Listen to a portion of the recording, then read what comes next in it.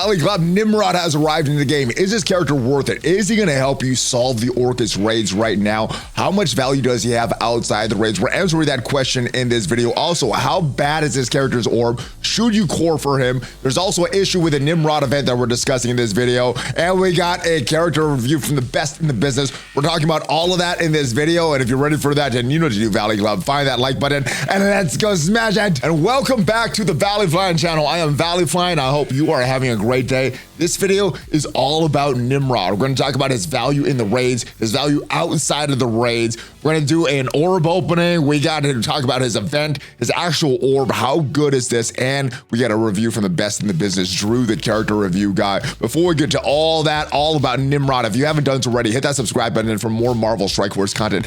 Minimum of 5 Marvel Strike Force videos per week on the channel. Character reviews like this, question answer videos, news videos, everything to help your experience in Marvel Strike Force. But before we get this orb opening and everything else surrounding Nimrod, it is time for a spot-on character review of Nimrod from the best in the business.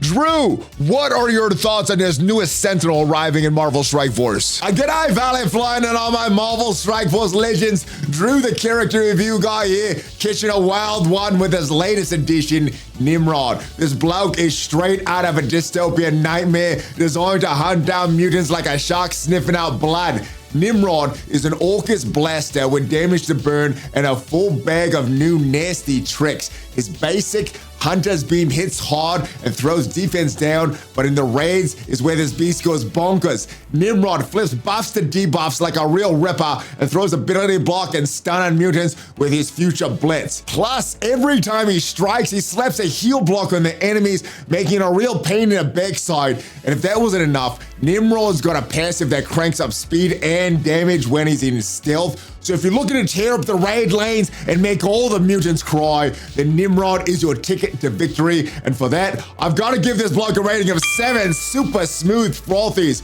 I'll catch you in the future, mate. My girl Reagan just got ranked as a #1 breakdancer in the world this week. So I've got to go down a few frothies to celebrate, but don't worry, I'll be back. All right, Drew, that was an excellent character review, but what the heck? How did Raygun get ranked as a #1 breakdancer in the world?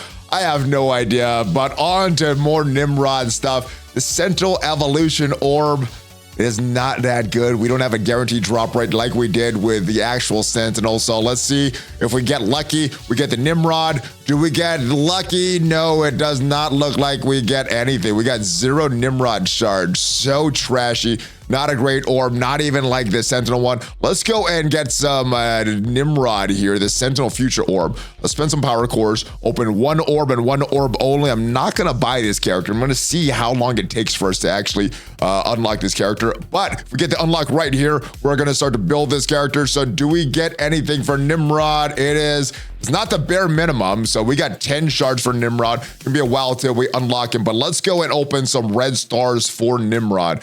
Now, normally what I was doing was just saving all these 7-star elites, opening these, because at one point I did have all my characters at 7 red stars. With the newer characters though, I was opening the 6 red stars, and that allowed me to kind of spend some of this gold promotion credits. As of right now, there's nowhere to spend this except on certain characters. So I'm hoping some of the newer characters like the Annihilators and Nimrod actually goes into the store. We can use this stuff on those characters. But let's open some 6 stars. We should have that increased 25% drop rate up from 15 just a few weeks ago. Let's go. Do we get Nimrod as a 6-star character? No. Beta Ray Bill. We get more of those 7-star orbs. Let's get a Nimrod. No, it is Scarlet. Let's go again. Nimrod. Let's do it. Do we get Nimrod? Yes, there it is. Okay, so now what we could do, we can save these 7-star elites, convert them to diamond credits, silver diamond credits, and hopefully next time we keep getting lucky with our increased drop rate is 6 stars of Nimrod. Hopefully you guys get good luck with your orb opening. Hopefully you don't get that bare minimum of 0 for that Nimrod orb. Let me know in the comments what you get as we go to look at the T4s and Iso-8s for Nimrod. good character, is needed for the raids, or maybe needed for the raids, depending how big your Sentinel is and your other Orchis characters. But his basic, what it's gonna add is 40% more damage to the primary secondary targets, applying defense down for 2 turns. This attack is unavoidable. This is a good basic. The 2 turns of defense down is nice. Not sure it's worth the T4s if you're T4 starved. Really into the Orchis raids and into this Orchis team, then you're gonna want to just fill it out. But the special is a very good one. What it's gonna do, flipping all positive effects on each target instead of the 3 without the T4. Apply ability block for 2 turns to the primary target instead of just 1 turn. And in the raids, you can apply ability block to all mutant enemies, not just the primary target. So this is a very good T4. This is probably the best T4 that Nimrod has. Helps him in the raids, helps him outside the raids. Very good one. This ultimate is also very good. The ultimate is a 5-turn cooldown. So this is not something that you could use on turn 1 like the special. But what it's gonna add is 80% more damage to primary and secondary targets. Also gonna gain 100% crit chance, so always critting. And if this character has 3 or more Orchis allies, apply trauma for 2 turns to the primary and adjacent targets. You will have those disrupted. You will get the defense downs from this move, but the T4s add that trauma, makes it very annoying for your enemies. Killing off all those raid enemies a lot easier. And he has a very strong passive. This character is in stealth, gaining more damage, more crit, more speed for each summon tech ally. So those are those summon sentinels from that Sentinel Prime summon. But what the T4 is going to add, if this character in the raids, only in the raids, if the character has 4 more Orchis allies, lower the dodge chance of all enemies by 100%.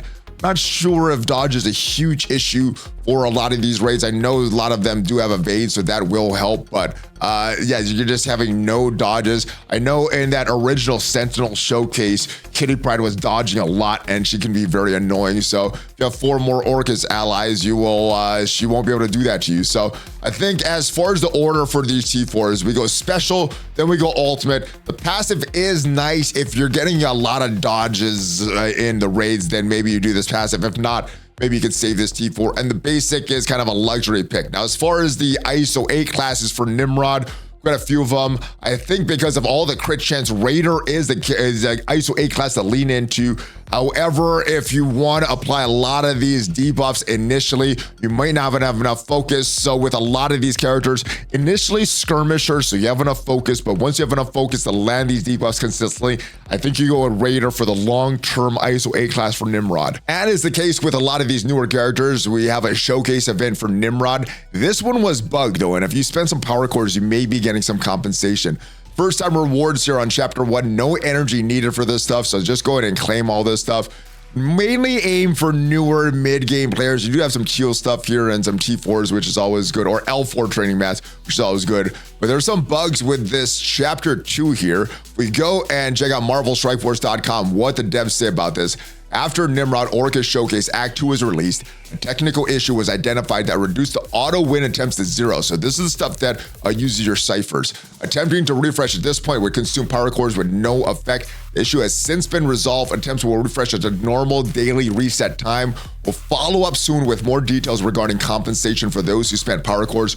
Refreshing the mission with, got to refreshing with the mission, no effect was happening. Appreciate your patience, understanding that we work to address this matter. So basically, if you were refreshing these, I guess you were getting no effect. And again, if you're looking to get some diamonds for Nimrod, just like with the Sentinel showcase, it is a chance for this. You do get these first time rewards with these stuff with the 1 next to it right here. But these diamonds for Nimrod and this other gear, this crimson gear, is all a chance. And I'm not sure where the power core spend actually happens. When I go into auto refresh, it uses these ciphers instead of power cores, unless they're talking about people that use all their auto wins, have enough ciphers and are just refreshing this power cores. If you did that, or spend power cores anything with the actual Nimrod mission, well, you are entitled to some compensation and should be getting that very soon. Now the big question, is Nimrod actually needed for the Orchis raids? I know some people are wanting to get Nimrod so they can save cores, save the refreshes on these Orchis raids. Well, our alliance has been going down this middle lane and we've been teaming up, and with the 3-piece, which is Scientist Supreme, Lady Deathstrike, and just normal Sentinel, we've been going down this middle lane without having to use many power cores. We are teaming up on this, so I'm not sure if you have a solo lane if you're able to do that, but a lot of it will be dependent on what your alliance is doing. And this is a team I'm going to take in. It is a larger team.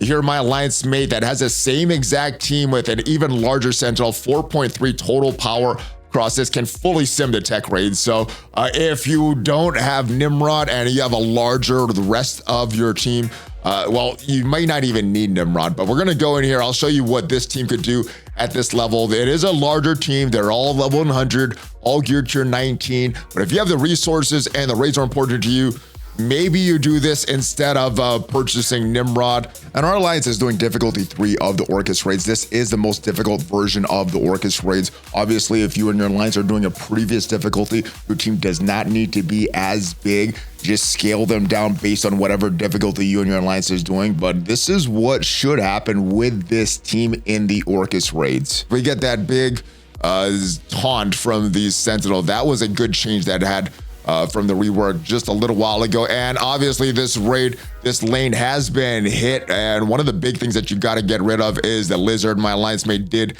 beat up the lizard, but yeah, just double teaming things like this is allowing us, oh, let's go after Nobu. We don't want any characters revived from Nobu.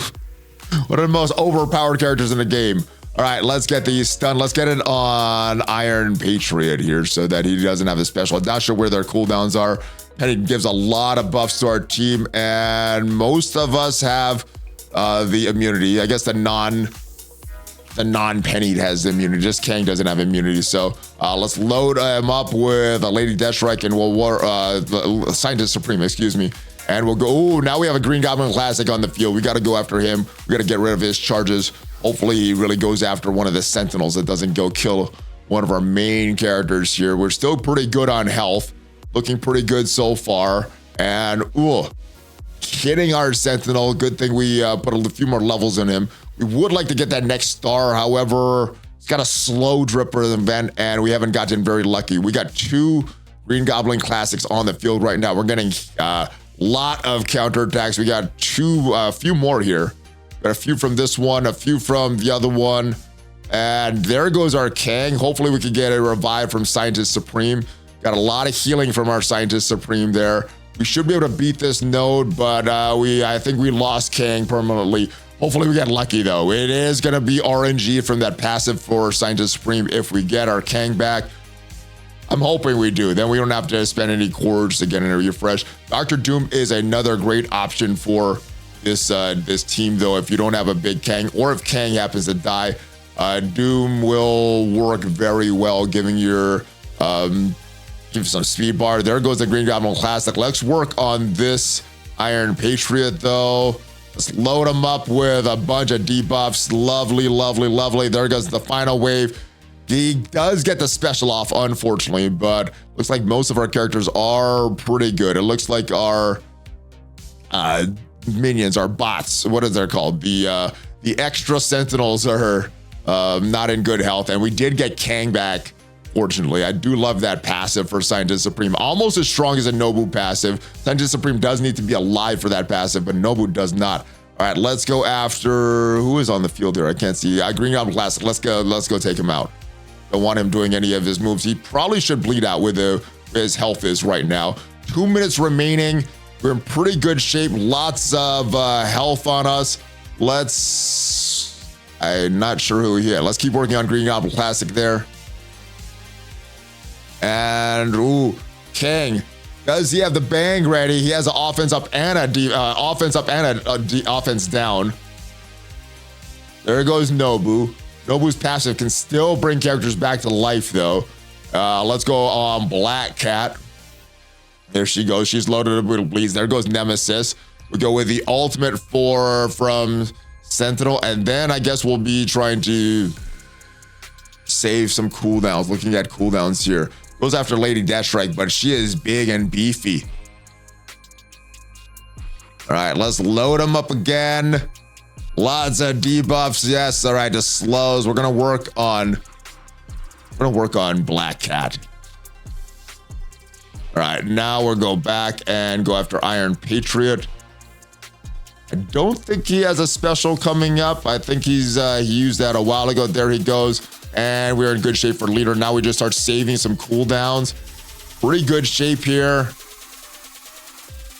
All right, and that is what the 3-piece is doing right now with Penny, with Kang. Doom also works in the place of Kang, but you let me know, guys. Do you think Nimrod is needed after seeing that battle? Let me know what you think about their value in War and Cosmic Crucible. They did get some changes. The changes did not go live on the test server, so we weren't able to test out this team with their new bonuses in Crucible and War.